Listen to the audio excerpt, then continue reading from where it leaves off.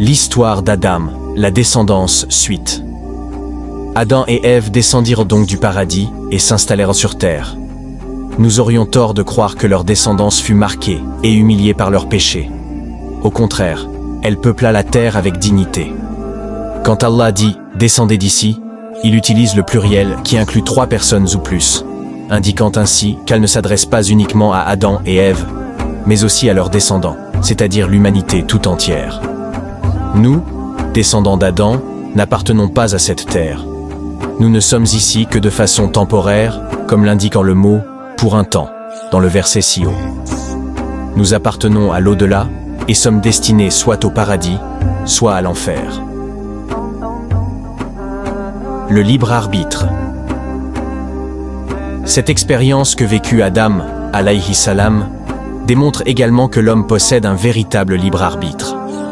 Comme il était déjà prévu qu'Adam et Ève habiteraient sur terre, il fallait qu'ils soient conscients des ruses de Satan, qu'ils comprennent que les péchés peuvent avoir de lourdes conséquences, mais aussi qu'Allah est pardonneur et très miséricordieux.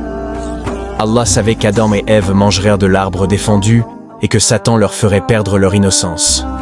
Il est important de comprendre que même si Allah connaît tous les événements avant même qu'ils ne surviennent et que les permet, cela ne change rien au fait que les hommes jouissent bel et bien d'un libre arbitre. Adam possédait un libre arbitre, et c'est pour cette raison qu'il dut supporter les conséquences de ses actes.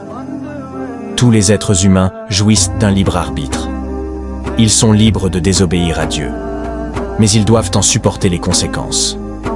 Allah loue ceux qui obéissent à ses commandements et leur promet une récompense énorme, tout comme il condamne ceux qui lui désobéissent et les met en garde contre un châtiment s'ils persistent dans leur désobéissance. Mohammed ibn al-Hussein al-Adjouri. Merci d'avoir regardé, abonnez-vous pour la suite.